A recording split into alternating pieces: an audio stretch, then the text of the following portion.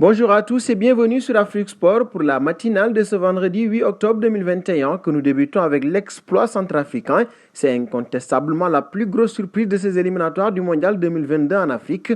Jusqu'à présent, auteur d'un sans faute avec 2 victoires en 2 matchs. Le Nigeria s'est incliné à domicile contre la Centrafrique à Lagos à l'occasion de la 3e journée des qualifications. Privé d'Iobi, Didi ou encore Etebo, mais avec Osimhen, Iheanacho ou encore Moses Simon titulaire, les Super Eagles ont affiché un visage décevant en première période et peinaient à inquiéter véritablement les fauves. La bande Raoul Savoy signe un des plus grands exploits de son histoire et relance totalement ce groupe avant la match retour dimanche à Douala au Cameroun. Nous restons autour de ces éliminatoires.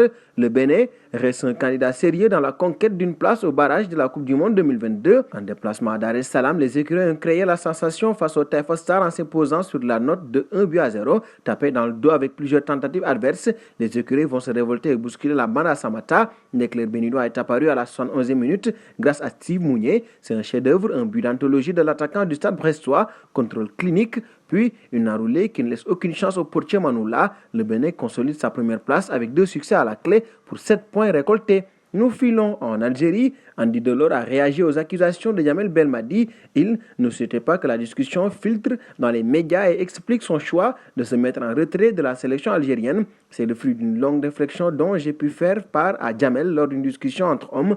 Je ne rentrerai pas dans les détails car c'est une discussion que je souhaitais garder privée. Il y a beaucoup de paramètres qui entrent en compte. Tout d'abord, et c'est très important, le rôle qui est le mien en sélection. À côté de cela, je vais avoir 30 ans dans 2 jours et je suis à un moment charnière de ma carrière. Je viens d'arriver dans un club où l'exigence et la concurrence sont beaucoup plus élevées. Je veux mettre toutes les chances de mon côté à expliquer le joueur dans l'équipe. Filons auprès de Mohamed Salah désormais, auteur d'un énorme début de saison. Mohamed Salah est ouvert à une prolongation de son contrat qui expire en juin 2023 avec Liverpool. Mais pour étendre son bail, l'ailier égyptien se montre gourmand en effet. The Athletic nous apprend que le Pharaon, rémunéré à hauteur de 235 000 € par semaine, souhaite doubler son salaire pour dire oui à ses dirigeants à l'approche de ses 30 ans. L'ancien joueur de Chelsea veut probablement signer un dernier gros contrat pour marquer un peu plus l'histoire du club de la Mersey.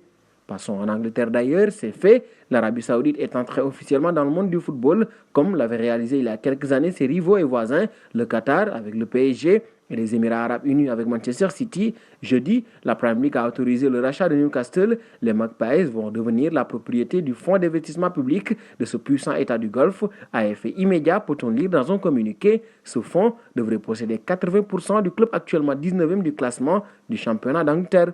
Nous terminerons auprès de Mbappé. Kylian, dont le contrat avec le Paris Saint-Germain se termine en juin prochain, est l'un des gros dossiers du moment. La mère de Mbappé s'est exprimée face au lecteur du Parisien, évoquant notamment une possible prolongation avec le PSG pour la Gazzetta dello Sport, puisqu'il refléterait un changement tout récemment dans le dossier Kylian Mbappé. D'après les informations du quotidien italien, les discussions entre l'entourage de l'attaquant français et le Paris Saint-Germain auraient repris ces derniers jours, là où un départ en fin de saison semblait être devenu la seule solution.